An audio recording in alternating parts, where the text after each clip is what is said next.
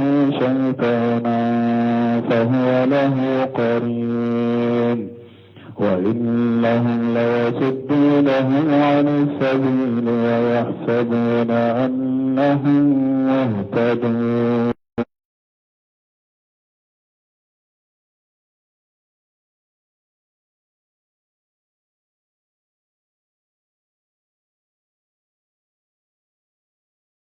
اليوم إذ ظلمتم أنكم في العذاب مشتركون أفأنت تسمع الصم أو تهدي العمي ومن كان في ضلال مبين فإما نذهبن بك فإنا منهم منتقمون أو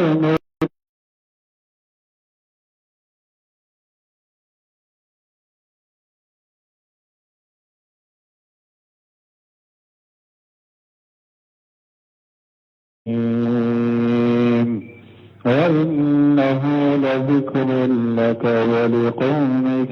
وسوف تسألون واسأل من أرسلنا من قبلك من رسلنا أجعلنا من دون الرحمن آلهة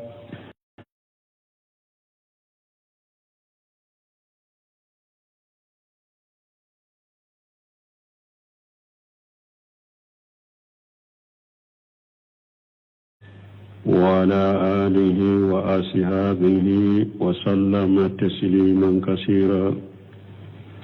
سبحانك لا علم لنا إلا ما علمتنا إنك أنت العليم الحكيم أستغفر الله الذي لا إله إلا هو الحي القيوم وأتوب إليه اللهم انفعنا بما علمتنا وعلمنا ما ينفعنا وزدنا علما biye tene suye hijriya bakele anikame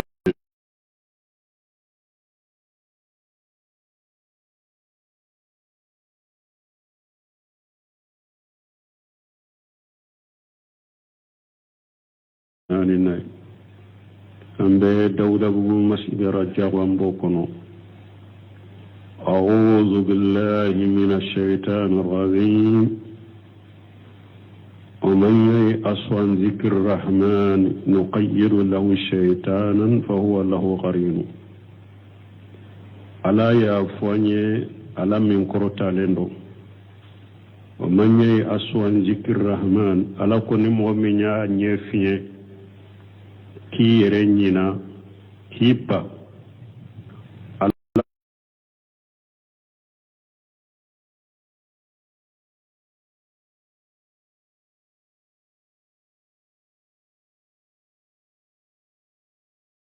alaka kosumama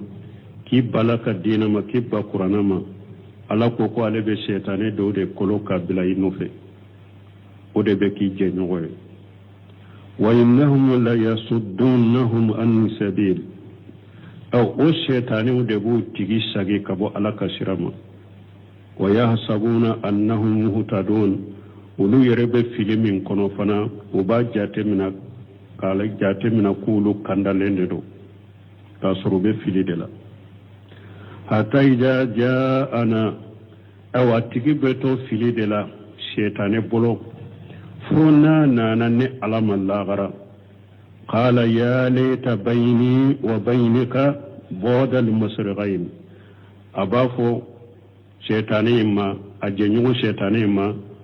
hari alaka tile boyoro ana binyoro ni nyugonche français janya hari ala ko bilanene ecce ayre de ben nimisi kaninfo a jenyo shaytan qiyamah kenaka fa bisal qarin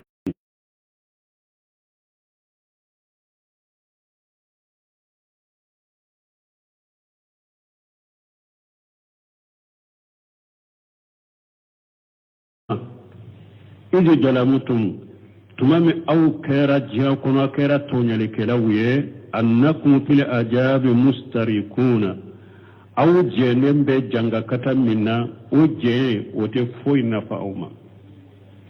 iyado jiyan fule ni hadamaden ni degundo yi soro geleya beddo bi kan ni geleya inti kelenka na be aw jamade ka nyugo fe hadamade o be geleya ni degunno ya hadamaden ka kateme na bi kelenka me o te la gara tala de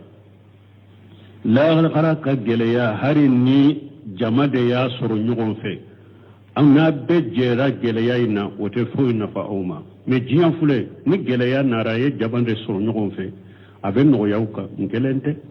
min benne ka nyona be karasa kan nkelente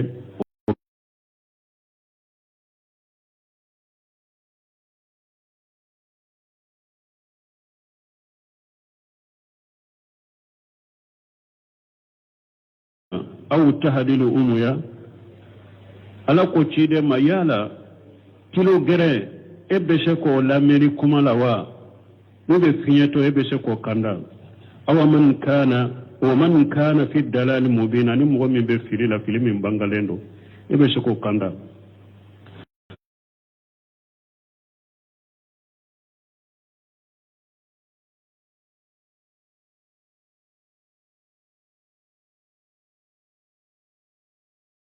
fe de kafir nonu be tajuru sarawla kula jaba aw nuriyannaka alladhi wa'adnahum ube nyul lahiru nyonyani minye ninye ayirila kake ula inyana fa inna alayhim muqtadiruna ne ala ko ni beshawula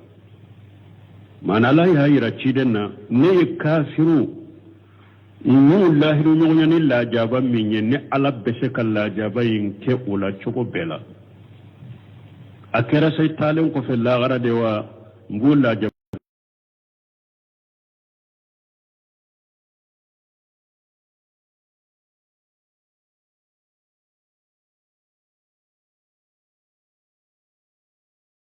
من عليكني ويه يكون منا إنك لا صراط مستقيم إبي صراط للندك كوي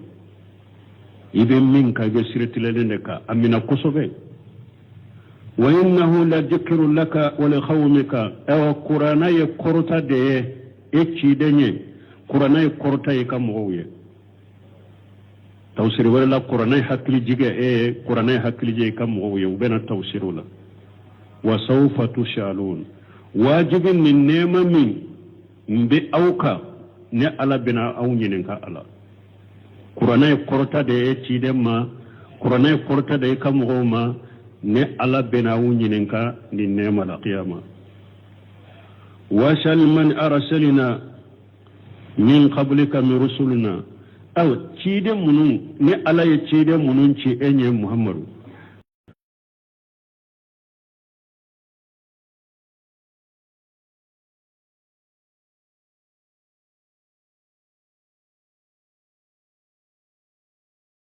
ala ne bato fe ngoro de kuye munte ala ye nuye ulu batwa o make donc yaqulu taala nan don nabun kasir ka tawsir la ko ala min kurta lendo o manye asu ayata ama wa yatakhafalu wa yuridu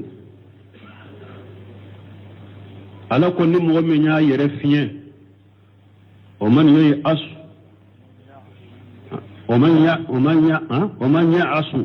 ومن يعص أي يتآمى نمغم من يرفني ويتقافل كي يرنينا ويورد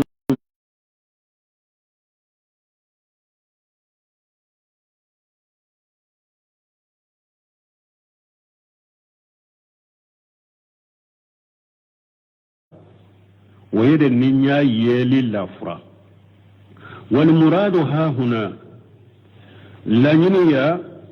أسا البصيرة نمغمي دسكون يلي اوا نا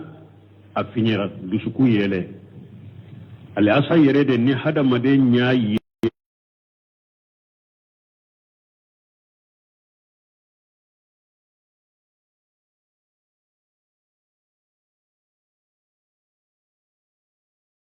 ما جاءوا أجاق الله قلوبهم ala ko tuma mu jengana ne ala yu diskun jenge awa ni mo min fana ni yere finye ki yere nyina ki ba ala ka kosuma ma donc ala fana be shetane bila inofe comme ni ala ko ni mo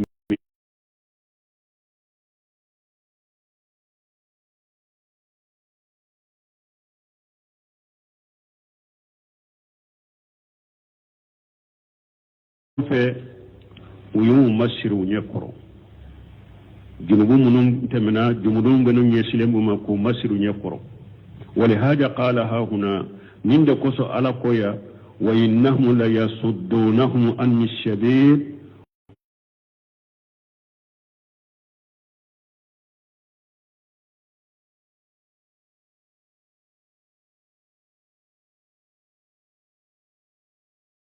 يتاني منهم بوا فيلي كاكندا كتا جهيم سيرما من تاسمي فإذا وفى الله يوم القيامة قيامة ناني على ينيغنكم بنيغنيا يتبرم من الشيطان الذي أكل به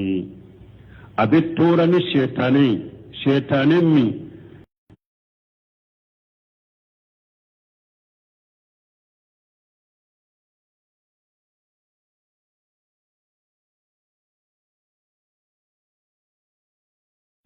ونكسركو دو يني آية كلا فؤنانا أما يعني القرين حتى إذا جاءنا دو يا ساقي كتا جماما قرين معنى جنيغو شيطاني قرين القرين والمقارن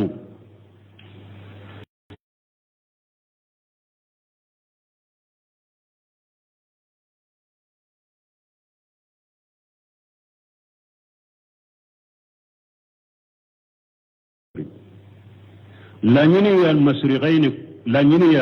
معنى من بتلي بويرونا بينيون نيغونشي وإنما أستعمل ها هنا تقليبا نمنا يا وكم مسرقين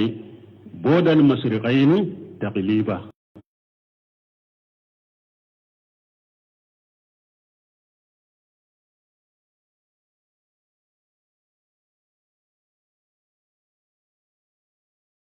لون التلدي والأمراني وبافو فنا umaru fula min kambe umaru na abubakar dema wani abawani ubafo ko bange baga fula min lanyine jumae ifani ba qalahu ibn jarir wa khayruhu ibn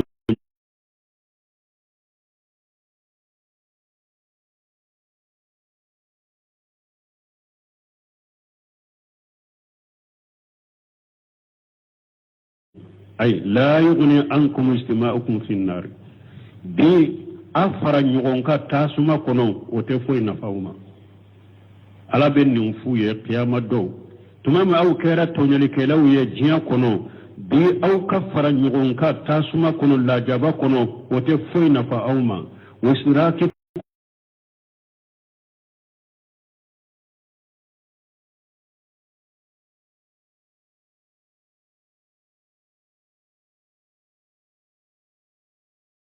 أو تهدي الأمياء ومن كان في الدلال مبين أي ليس ذلك إليك معنى المغمي ni atilo gerelendo ube finyeto ube mugo filile bese ko kanda la nyini sirati bolo katoma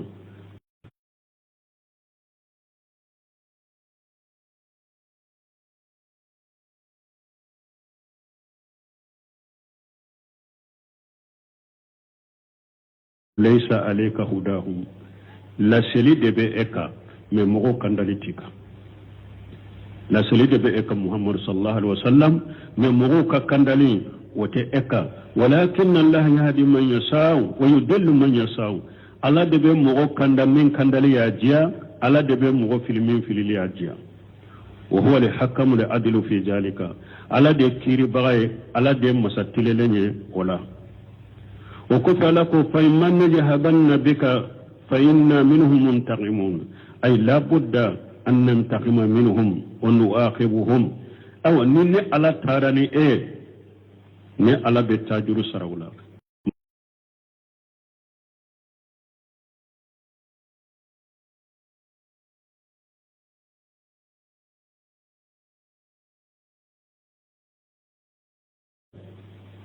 uga niya ewa dolow dobe ni jinna shaytan ku beta sanfe ubode ke ka jinna shaytan farakiru kuge fa iza dhahabat an-nujum awa ni ewa dolow tara ka bo sanfe lala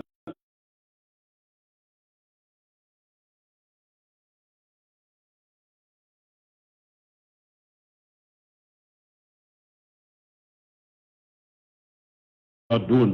nka shebo كما ويقول قال سمعت رسول الله صلى الله عليه وسلم يقول كما ويقول لي مچيدم بافو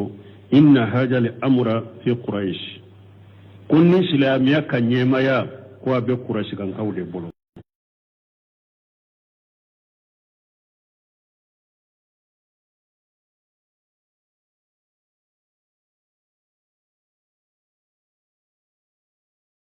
كاتو ني قريش كان كودي دينا جو donc ninde hadisa hari ninde be sarela sisa na yasuru qurashi gan ka donendo sisa silamiya fanga sabal tiremba nyola mugo site kenye silama kanye mai ni qurashi gan kate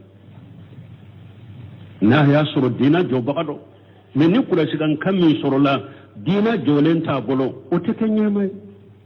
dina jolembe min bolo be kenye mai men ni qurashi gan kabbe ni nyema do hari bi dina nyema ya be digulu dema no mugo yu samaka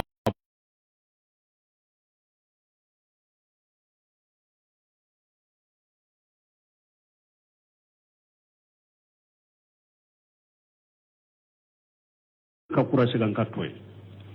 silamiya sariya la jon tiska kenye mai togoshi ka qurashi gan katwe men ni jom min nana kam mugo kele kam mugo karaba ni kele ni bamuru ni fagaliye ka ewa mugo jakwa faga ka fama jakwa ka nyema jakwa faga ka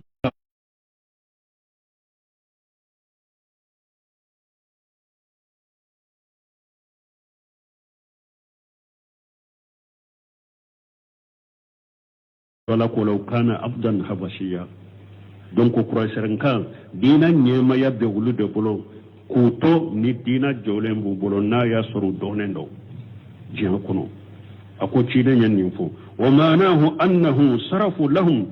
min haythu innahu unjila bi luqatihim la ni qur'ana ye krote cide na kam goye arabu ye munna parce que qur'ana jigina ka kandela a jigina ka kandela arabuka fahum afhamun nas lahu aw ulud bi qur'ana famuka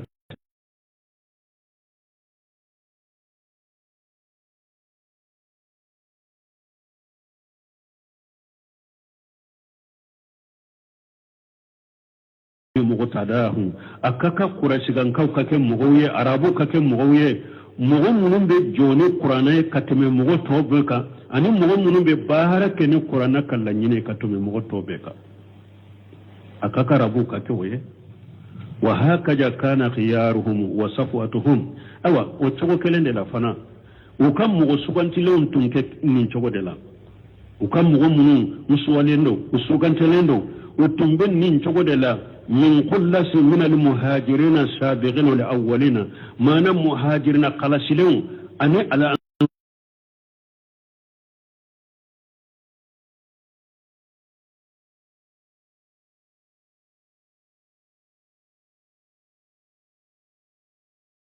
أجنا فلو قلسلون وتنبين نشوف دلا ومن سابهم أنا مهم يوبون كنيوغنيا وتابعهم كتوكو muhajiran folo tumbeni la haladira ka joni qur'ana kateme beka ka baraka ni qur'ana la nyine kateme beka o tumbeni la haladira ani mugo munu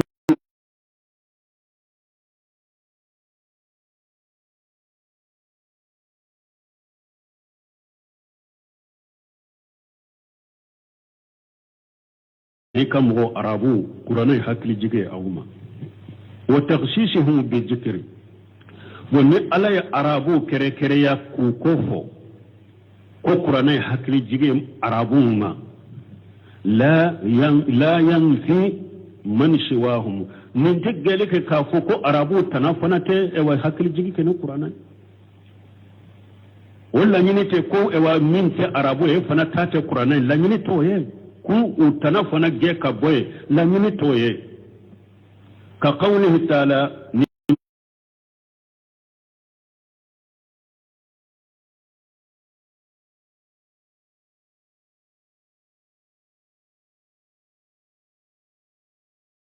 بكم علىكم مسمين كبكرة علينا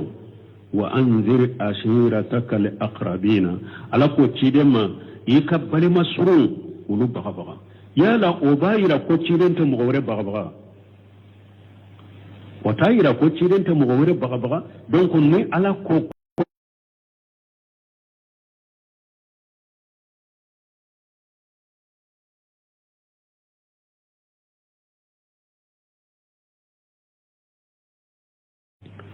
وسوف تشعلون أي النهاج القرآن على واجبي هذا مدون وبيني من كنين قرآن ربو بيني من كنين قرآن أيوة هذا مدون تو بيبي نين قرآن جينا مغمو وشدين كم بنتون بيبي من كنين قرآن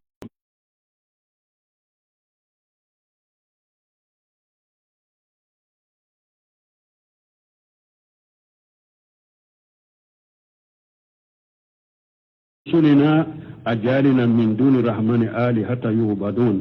أي جميع رسلي على قوتشيدم به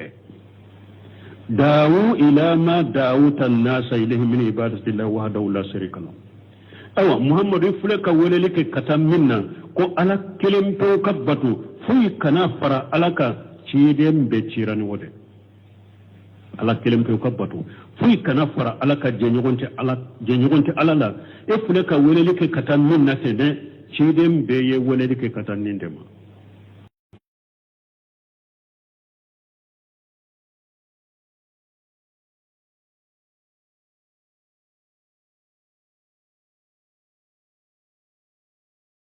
makate ate welele ke kata fo ila ni tawhidite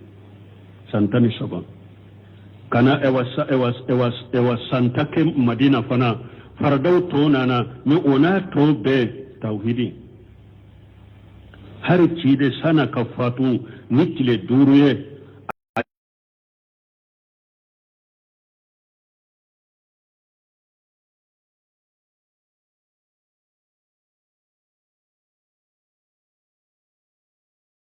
tauhidi Cheikh Albani bode fo akon nuha ewa aye samba kele ayode ke dawala sambi duru tala tauhidi duru kama wole kata tauhidi ma samba kele sambi duru tala ayo pekere kaka mo wole kata tauhidi ma ala kelim to ka batu foy kana batu ka fara alaka akume silama dawa kelaw do soro labbi wulu yode nan kariya salafuka min mɔgɔ minnu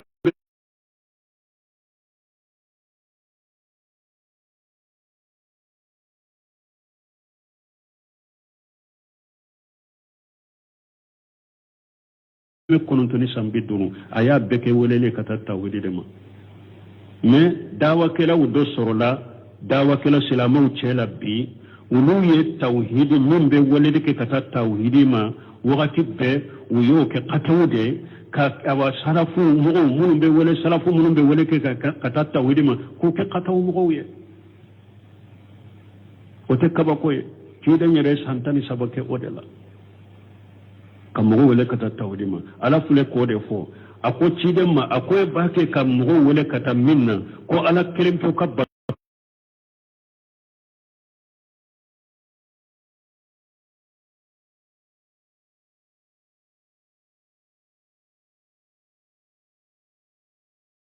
غادي باشنا في كل أمة رسول لكم بمسؤول يايرا مو تشيدون تشيرا كتم مغمون ما إنيه ونينكا يالا ewa o تشيدون نيباتو فند كوية كونيا مريا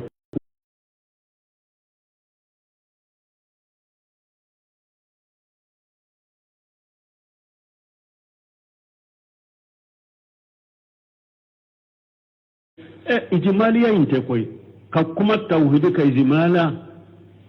kana ka gorbali fo ka temeta prepare latige do be e wa tawhid gorbali fo de an kana fengore bato ka fara alaka akana munima bato akana bonu bato ka fara alaka fengore kana bato do ye tawhidi nin te nin ne ka tawhid gorbali fo ka teme mogo kana jigila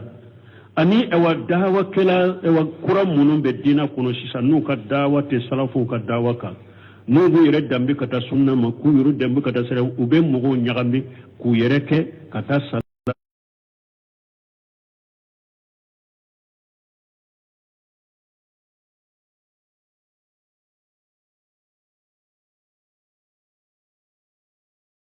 ko ewa tawhidi mɔgɔ dɔ ko ale bɛ kitabu tawhidi yɛrɛ ewa ka dɛrɛsu di k'a sɔrɔ kitabu tawhidi dɛrɛsu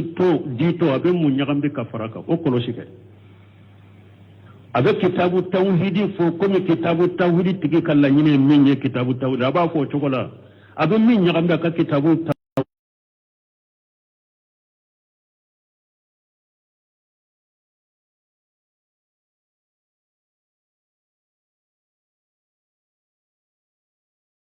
wato dalala do wato la buwabu jahannam bu kala se wulula o de ba ta do bu yere ke salata du usulu dres dimbagay ku yere ke kitabu tawhid dres dimbagay ka sura dresu teddi adin chokola ka nyagambe ka di mogoma ube ka gurbali fo kateme pour ka mogol la nyagambi doro una jate mina kon fana be ka kitabu tawhid de dresu ni tawhid mogo de fana ye mogo ka ya wanyesi ma doro mogo kullame doro ube mogo de nyagambi no ya ka sura tawhid mogo te u te foy contrôle ni tawhid te u te foy contrôle ni tawhid tikite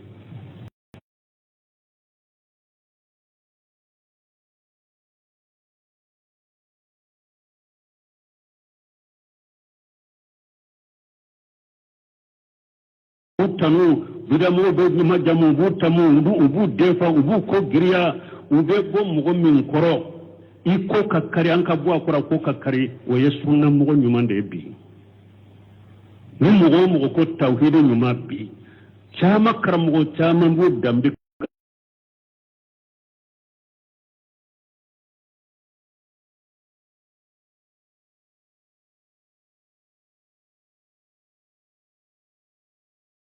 tawhidi haqiqata la dawa barka bole ay mu aya anya beru ka uka jama uka fara nyogon kani ton chama min fule ka fara nyogon ka jamana in konote ko o ye sunna dawa utara mi no juman bala dawa min te tawhidi ka barka bola dawa barka bole ne piate ta hiroshi o ba fu be dawa min e wan shembo akorode o dawa de beta sampe har mu min ka doni ka dogode na ka doni ka dogo ni tawhidi de ba ka doni ra ala be barika do ka doni la ka korta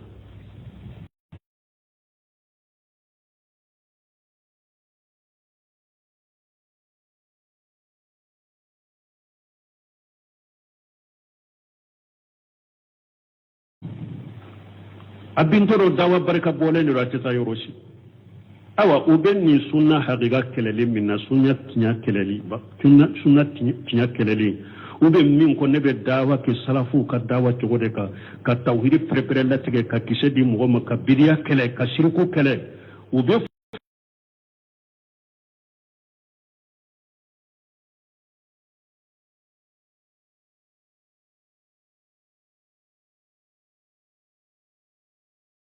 هاجم أهل السنة إلا سقطا أكون مغسيت ناقوال بسنة مغو حقيقة كلا فوالا يا بيبي مغسيت كو بسنة حقيقة كلا فوالا بيبي أسرنا نو أجانا نو ني إكو نياتنا يسنة تياني سنة حقيقة من بفو حقيقة من بغير من بفو صلاة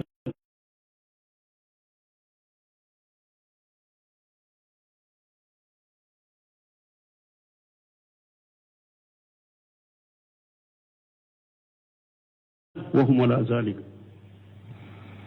kidon ko jama kulute wali nen kam manto wala ne kam manto jama kulute wali wala no be cinya de ka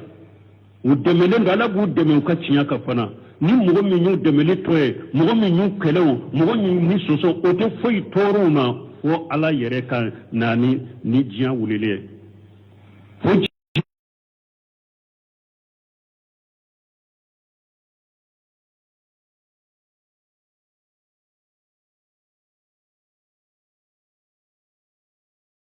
na kana sege fulula ikadawa tawhidi dawa mote sala tumamu ya hamana bun hambara nun kele o yebun tema nun bekele o ka hakilina ma sinsi diɲɛ kɔnɔ ka fanga sɔrɔ diɲɛ kɔnɔ minnu y'u kɛlɛ u tɔgɔ bɛ fɔ minnu ye dɔnnikɛbaga jugu minnu ye Ahmadu bin Hanbali kɛlɛ minnu ka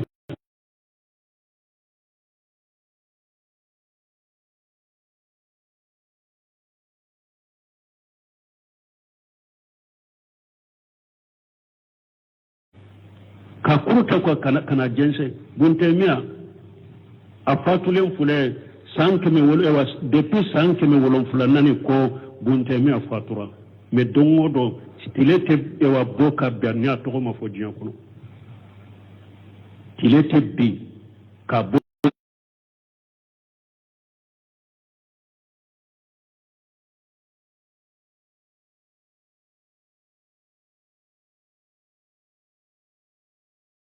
ya fu kɛra sababu ye ka don faamaw la ka don kaso la u bɛ min u tɔgɔ bɛ fɔ ala m'u si latunu k'u tɔgɔ latunu ala ye si latunu k'u tɔgɔ latunu Sheikh Muhammad bin Abdul Wahab o cogo kelen na ni tawhidi dawa ye gɛlɛya min sɔrɔ n'a taara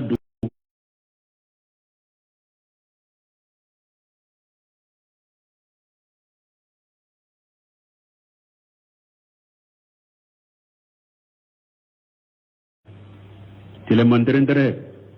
foyi t'a bolo n'a ka fifalan tɛ u b'a fɔ tariku la wagati min tuma min nɔgɔ y'a minɛ a nana misi sen nɔ ni ji dara la birila o de la ka min mais a labanna cogo min cogo di ala m'a dɛmɛ yan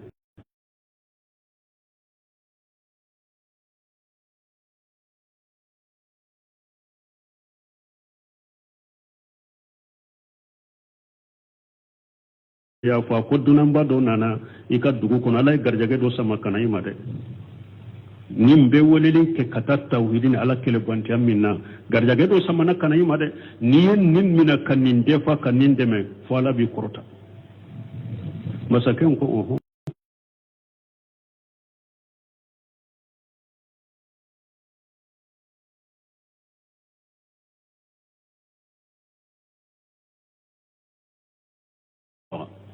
a fɔle yɔrɔ min a bɛ dogo yɔrɔ de la ni e ko a kana sisan ye masakɛ de a bɛ siran a ka kalanden min n'a dogolen b'a fɛ o bɛ siran ne bɛ min fɛ e de ka taa sɛgɛrɛ minɛ i ka nin bisimila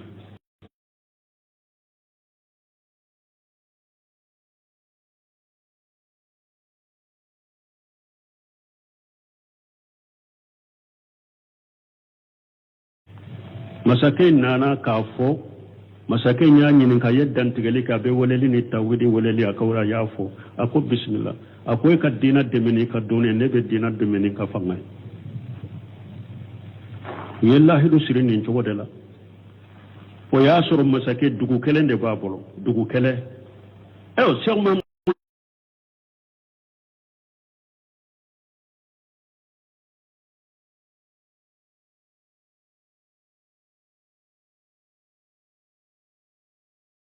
bɛ mara jugu minnu tun bɛ Mamadu Wahab la a Duraru Saniya kitabu dɔ bɛ ne taar'o ta juguw ye nkalon min da nin cɛ in na a tɛ ban a bɛ lettre sɛbɛn ka bɛ jaabi kelen kelen a tɛ dɔw yɛrɛ jaabi a bɛ lettre sɛbɛn ka dɔw jaabi u ye nin fɔ n ka nkalon don tiɲɛ t'a la u ye nin fɔ n ka nkalon don tiɲɛ t'a la u ye nkalon min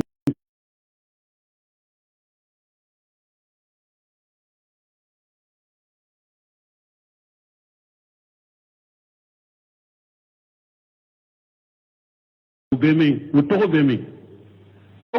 karamɔgɔba bɛ wa mugan u bɛ se ka 10 fara ɲɔgɔn kan a kelen tɛ ni min bɛ kuranna aya fɔ ka tawhidi kisɛ fɔ mɔgɔw ye ka sunna kisɛ fɔ mɔgɔw ye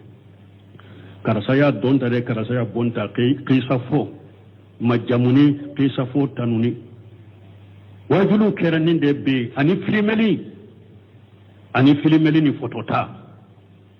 u ta kɛra o de ye bi filimeli fotota majamuni kisa fɔ ala ka hakili ɲuman d'an ma balimaw parce que dawa n'a bɔra tawhidi dawa ka bɔra ci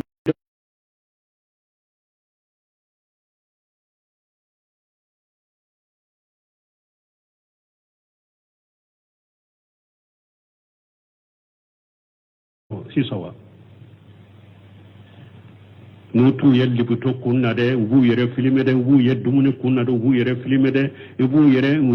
yene kuntanna yoro dola de ubu yere filime akera de comme karamo yere de labana kake chatir bora shisa la hawla wala quwwata illa billah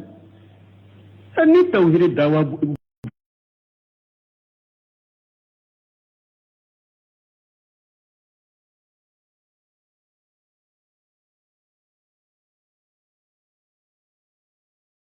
ka doni barka po wani ya to mugbil wadi ya fo tuni akom mogo min fulede har nu tara kala jami'a la u ye diplôme baw soro ka kala kana comme ton munum be nu ba fo ikhwaniya u ka kafo nu ka ton munum be akon ni nana ni ka doni nu fare ka doro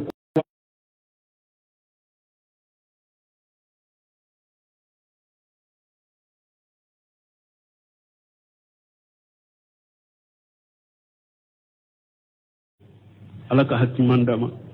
lakan sabati tawhid dawa kambali mo ode ci de on ka dawa ya ala fule ko ode foya ci den ci de temna ko muhammadu ibake kam mo wole katamina ala kelim fo kabatu fuy kana fara alaka akoy bake kam min keda ko ci den ci de ciranya nye abeyendinde ima damina ila de ci den beyendinde ke awani mo min ko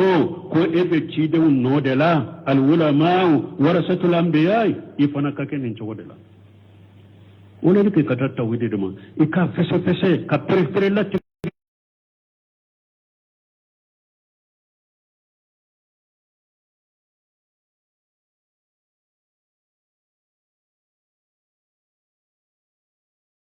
nya yoro ala ka fanga duma ala ku sabati mogo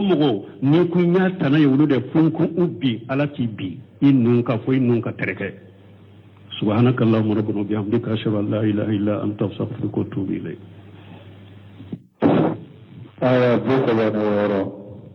أعوذ بالله من الشيطان الرجيم. بسم الله الرحمن الرحيم. ومن يعش عن ذكر الرحمن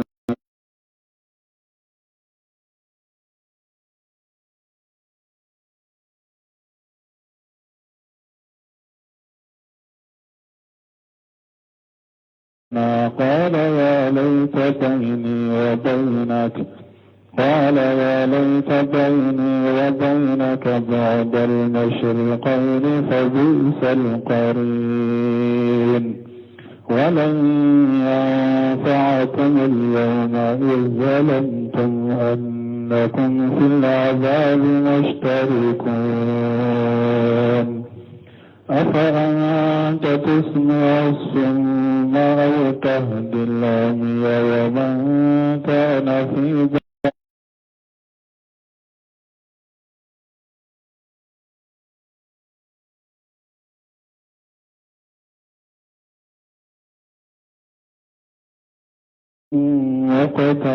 مقتدرون. فاستمسك بالذي أوحي إليك إنك على صراط مستقيم. وإنه لذكر لك ولقومك وسوف تسألون. واسأل من أرسلنا من قبلك من رسلنا أجعلنا من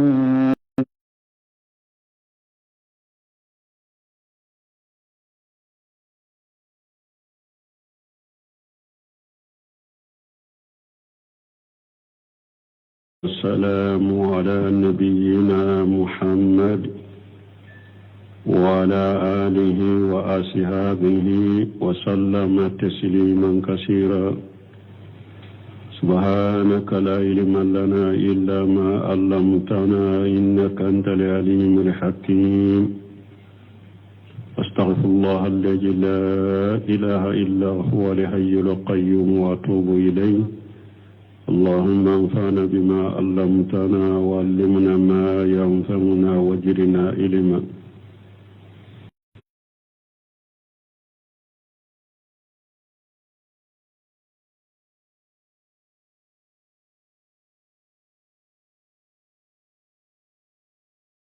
mugani woro san kalo segina bisunyo mugani nani nai ambe dawda bugu masibara jawambo kono أعوذ بالله من الشيطان الرجيم ومن ييأس عن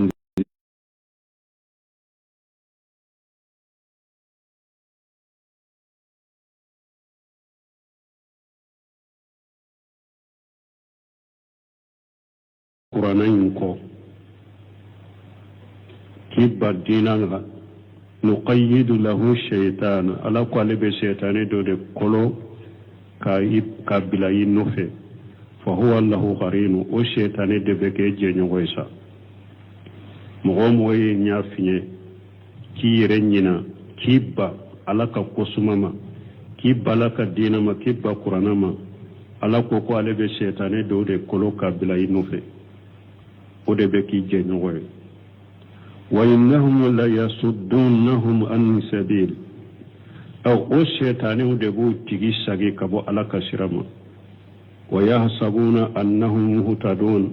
ولو يربي فيلم كنوفنا وبا جاتمنا قال جاتمنا كولو كندالندو كسرو بفيلي دلا حتى إذا جاءنا